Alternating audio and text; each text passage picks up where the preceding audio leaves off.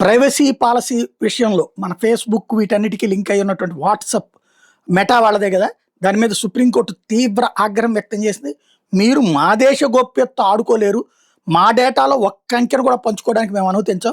ఒకవేళ దేశ చట్టాలను పాటించకపోతే భారత్‌ని వీడి వెళ్ళిపోవచ్చు అంటూ చీఫ్ జస్టిస్ ఘాటుగా హెచ్చరించారు. 2021లో వాట్సాప్‌లో గోప్యతా విధానానికి సంబంధించిన పిటిషన్ మీద విచారణ జరిపిన న్యాయస్థానం వ్యాఖ్యలు చేసింది. తమ వాణిజ్య ప్రయోజనాల కోసం వాట్సాప్ వినియోగదారుల డేటాని మెటాతో పంచుకుంటోందని, ఇది దోపిడీ కిందకే వస్తుందని ప్రభుత్వం తరపున హాజరైన సొలిసిటర్ జనరల్ తుషార్ మెహతా కూడా కోర్టుకి తేల్చి చెప్పారు. దీని మీద ప్రధాన న్యాయమూర్తి స్పందిస్తూ మెటాని హెచ్చరించారు. కొన్నిసార్లు మెటా విధానాలు అర్థం చేసుకోవడానికి మేము కూడా ఇబ్బంది పడతాం. ఓసారి నాకు వైద్యుడు వాట్సాప్లో మందుల ప్రిస్క్రిప్షన్ పంపితే దానికి సంబంధించిన ప్రకటనలే ఫోన్లో కనిపించినాయి. ఇక దేశంలోని లక్షలాది మంది పేద చదువురాని ప్రజల విధానాన్ని ఎలా అర్థం చేసుకుంటారని ప్రశ్నించారు. 2021 జనవరిలో వాట్సాప్ కొత్త ప్రైవసీ పాలసీని తీసుకొచ్చింది. దీని ప్రకారం యూజర్లు వాట్సాప్ బిజినెస్ అకౌంట్లో జరిపే సంభాషణలకు సంబంధించిన సమాచారాన్ని ఫేస్బుక్తో పంచుకునేందుకు అనుమతి ఉంది. కొత్త పాలసీని అంగీకరించని వాళ్ళ ఖాతాలను రద్దు చేస్తామని తొలుత హెచ్చరించింది. కానీ దీని మీద తీవ్ర స్థాయిలో ఆందోళన వ్యక్తమైంది. ఇది వ్యక్తిగత గోప్యతకు భంగం కలిగించడమైన అభ్యంతరాలు వచ్చాయి.